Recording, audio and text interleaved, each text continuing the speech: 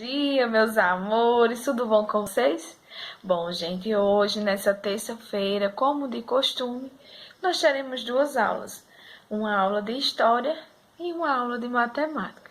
Então, pegue o livro de vocês na página 380 e vamos começar nossa aula de História. Nós já estamos falando há bastante tempo sobre os estrangeiros no Brasil, no tempo da colonização, e hoje nós vamos falar sobre os franceses no Brasil, certo? Então, você pega o seu livro e vamos fazer uma leitura, tá? Nós vamos falar sobre essa chegada dos franceses no Brasil, ok? Então, pega o seu livro aí e vamos acompanhar a tia na leitura, tá certo? Então, os franceses no Brasil. Desde o início da exploração do pau-brasil, os franceses conheciam o litoral brasileiro e mantinham contato com alguns grupos indígenas. E consideravam prejudicados por terem ficado de fora da partilha entre Portugal e Espanha, motivo pelo qual, em 1555, ocuparam a região da Baía Guanabara, onde hoje é o Rio de Janeiro, fundaram uma colônia chamada França Antártica. Então, o que a gente vê aí? Os franceses tinham muito interesse em formar colônia aqui, né? Em terem parte dessa partilha, mas os espanhóis e os portugueses, né? Portugal e Espanha não admitiram essa partilha, então os franceses ficaram aí chateados com essa divisão que não teve nenhum tipo de partilha para eles também. Então o que foi que eles fizeram? Eles se uniram aos índios, né, para que pudesse ter aí uma força maior com os nativos da região. Para manter os franceses para se manterem, os franceses formaram aliança com os indígenas da região invadida na tentativa de combater a ocupação portuguesa. Desse acordo surgiu a Confederação dos Tamoios, cujo objetivo era derrotar os portugueses.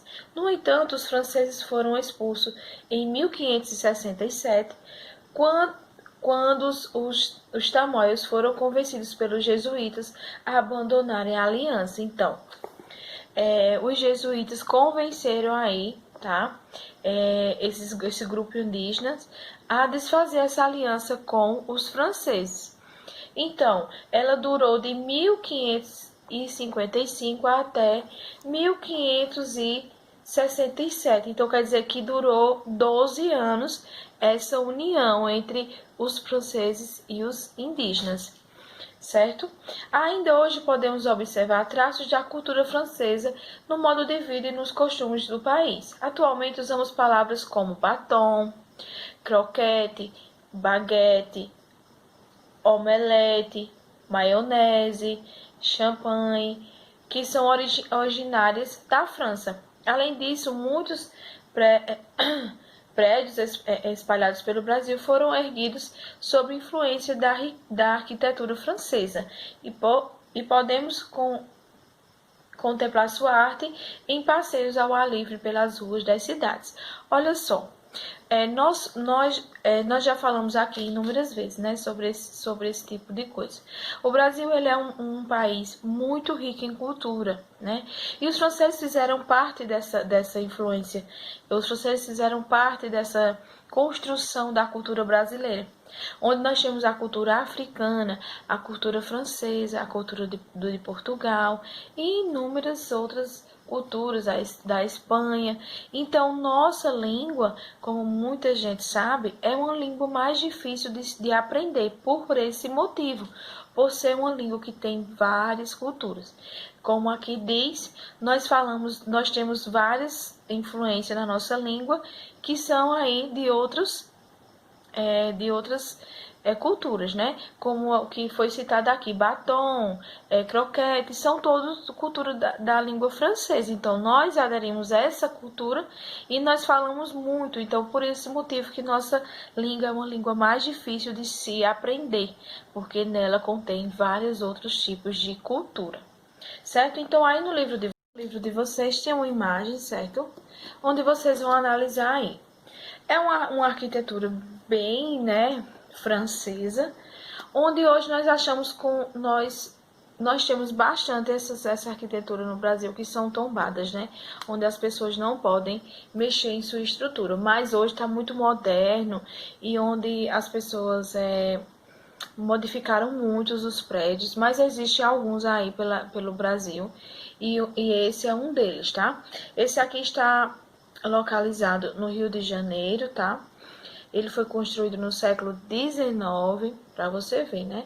Quanto tempo não faz isso aí. É uma construção bastante bem francesa mesmo, que foi deixada pelos franceses no tempo da colonização, né? Os franceses eles influenciaram muito, como eu falei para vocês, na cultura, na arquitetura.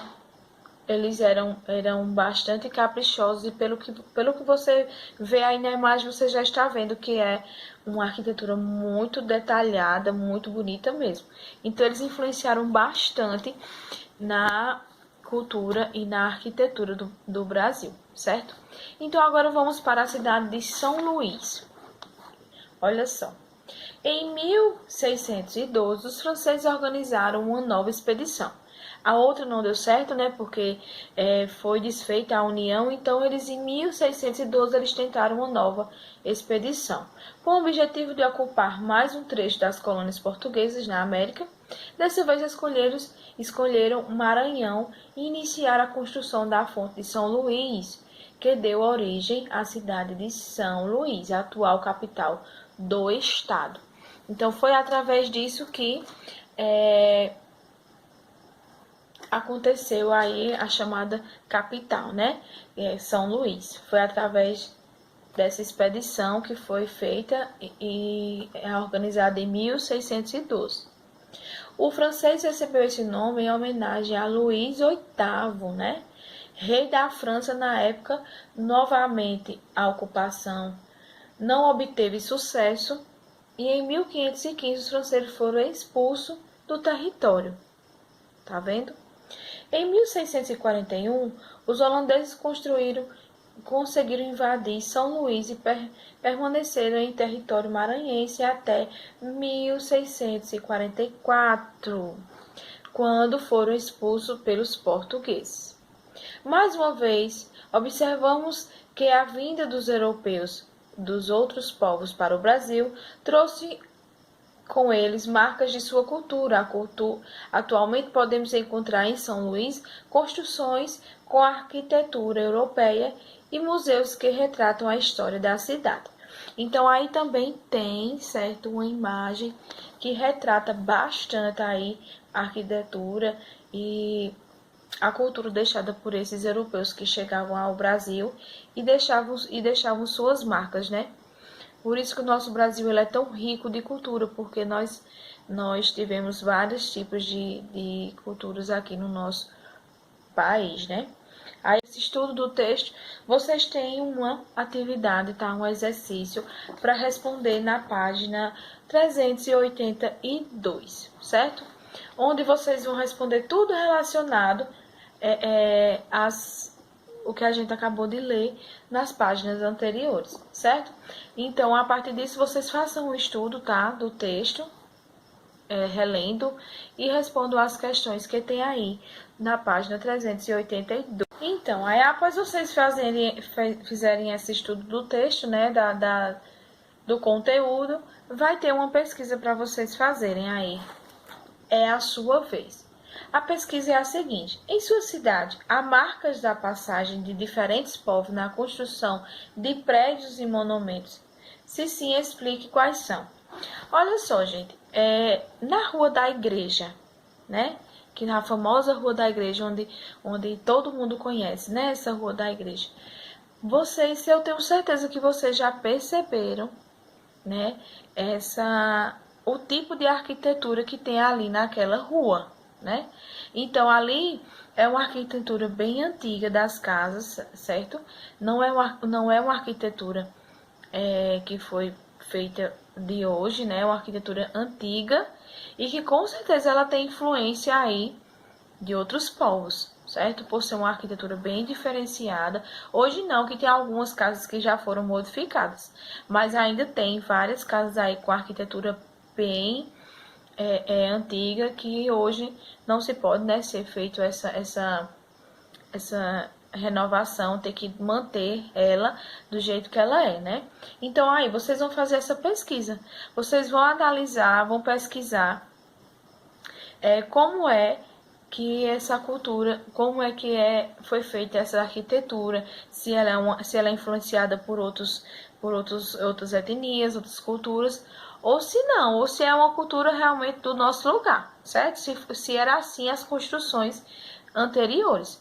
Então, mas provavelmente ela é uma arquitetura influenciada por outras culturas. Então você vai fazer essa pesquisa, você vai pesquisar se existe, né, se em sua cidade há marcas de passagens de diferentes povos, né, nas construções de prédios e monumentos. Então você vai pesquisar se essas casas, a tia só deu um exemplo a vocês, que vocês podem aí estar pesquisando sobre essas casas que tem aí na famosa Rua da Igreja, né, onde são arquiteturas bastante antigas e que vocês podem estar pesquisando para saber se aí tem vestígios de outros povos, certo?